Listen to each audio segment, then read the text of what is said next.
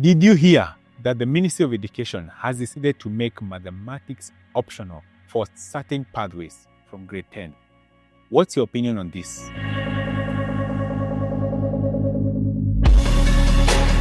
Anyway, karibu sana to Raising Geniuses. This time we have a very interesting topic. We are going to talk about the educational systems that we have in the country.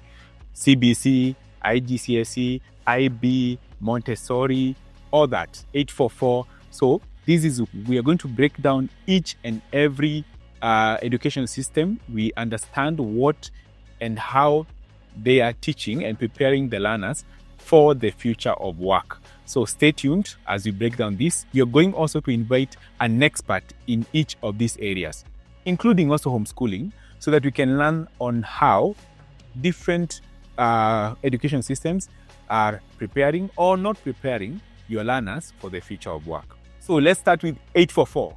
I am a product of 844. This is a very simplified graduated system. We start with 8 years of primary school, class 1 all the way to class 8. So the exam that you do after class 8 is called KCPE, or what's called KCPE. After that, you move to high school or secondary school. And this one, you have 4 years, Form 1 all the way to Form 4. After that, you do the exam called KCSE, Kenya Certificate of Secondary Education. For the primary one is Kenya Certificate of Primary Education. And then after you're done with this, you are able now to join university and do your 4-year university course, where you're able to finish with an undergraduate degree. So this is the simplified version of 844. I think it was straightforward and simple. You knew when you get to class 8, you graduate, you go to high school. After that, you go to university.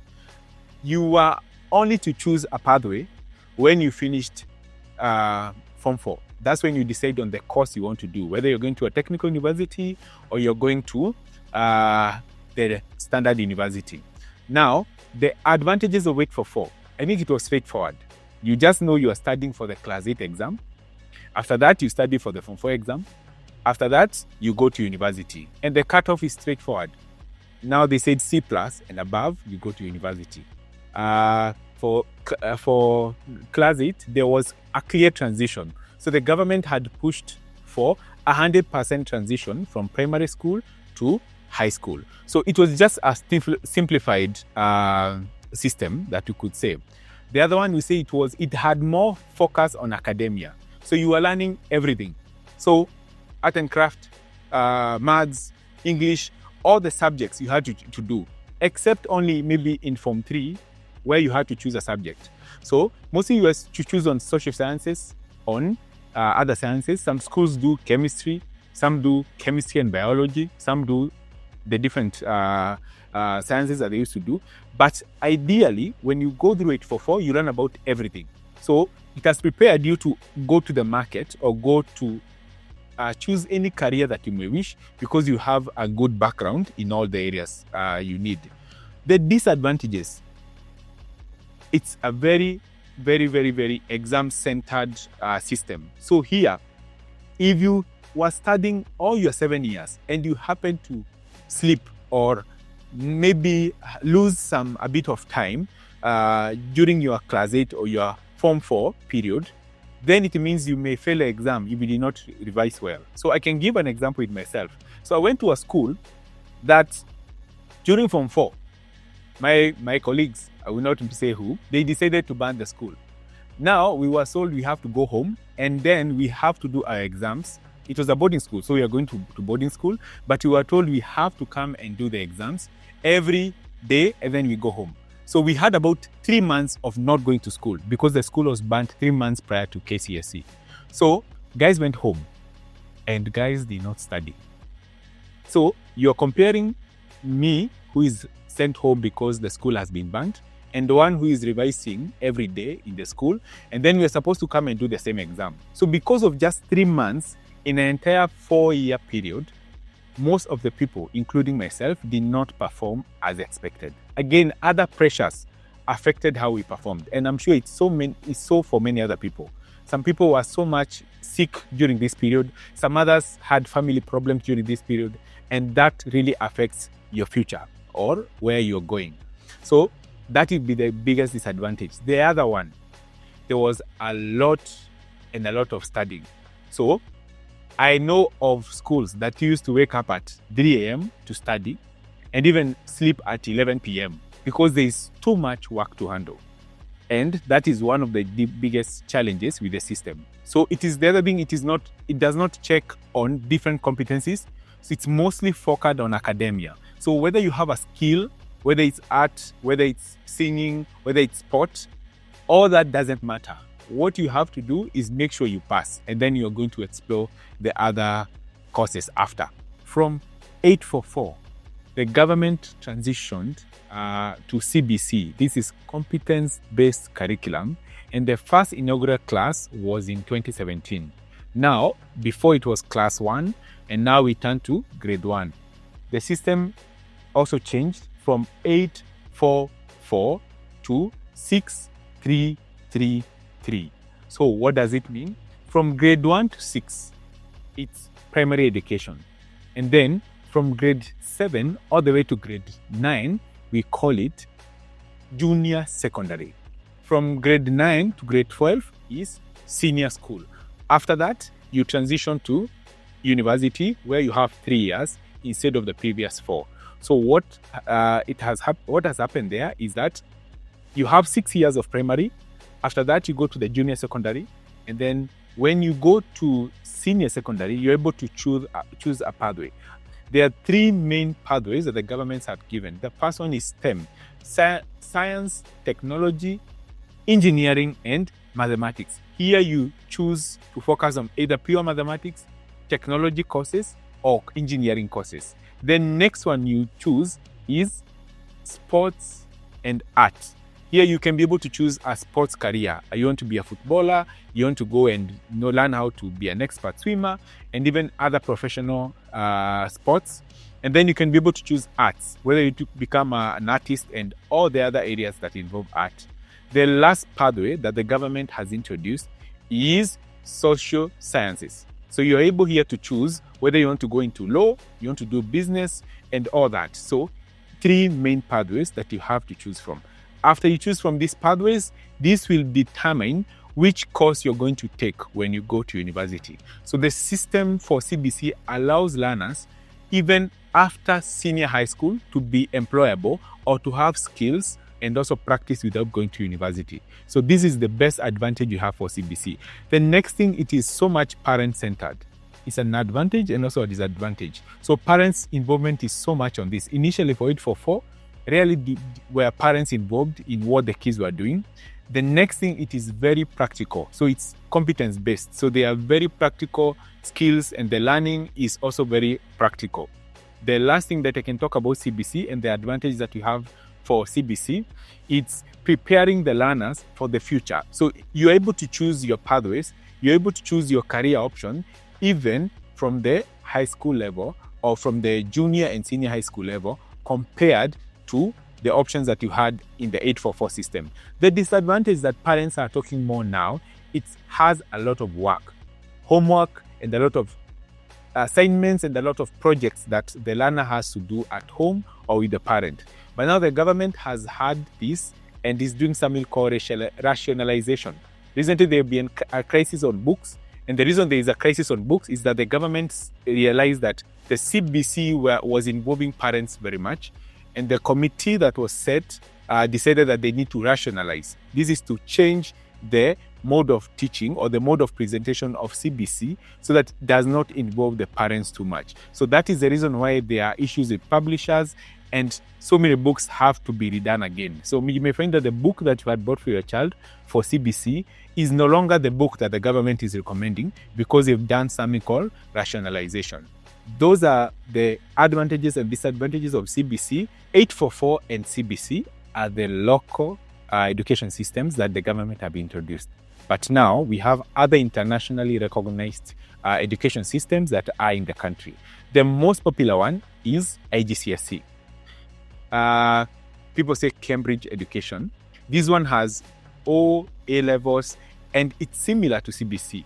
I can say that there are exams that are done at year 6, just like we do exams in grade 6. And then grade 9, year 9, just like we do in grade 9. So the system is still the same. The advantage of this Cambridge curriculum is that it is internationally recognized.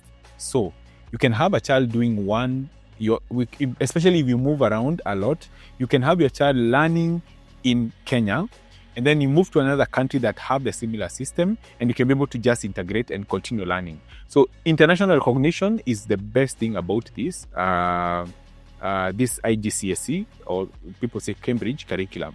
We have also the advantage of going to international universities. So it's really might be a challenge for you to do the local education system, or use the local education system and go to any global universities. Some allow, some do not.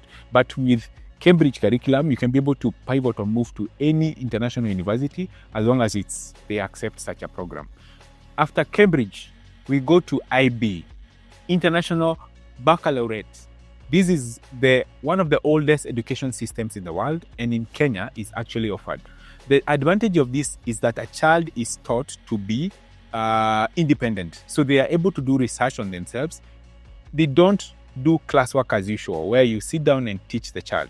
Most of the work done is through research and a lot of projects. And with this, the children are able to develop critical thinking, and they're able to be prepared to face any challenges that they may have in life. So it's not popular in the country, but it's one of the oldest systems. After IGCSE and IB, we have Pearson's.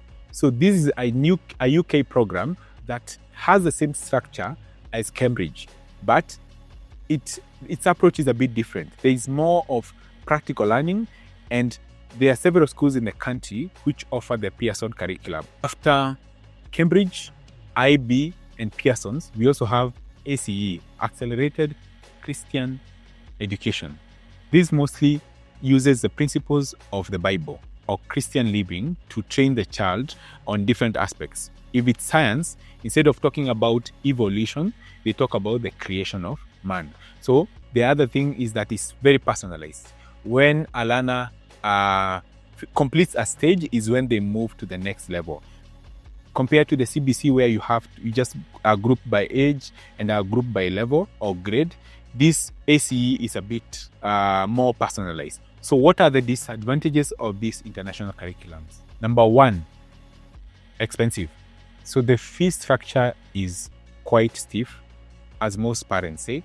Number two, the schools offering this are very few in the country. So if a parent is living far away from this environment, they have to chauffeur or take their students to so many kilometers to get a school of that choice.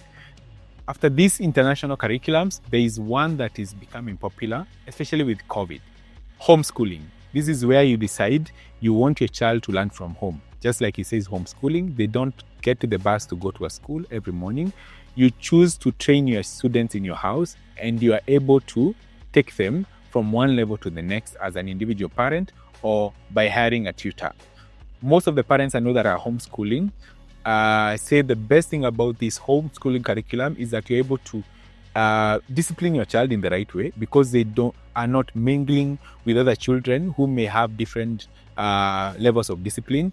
And the next advantage is that you are able to teach your child to move on a self-paced learning. So there is a lot of personalized learning that enables the child to grasp concepts faster.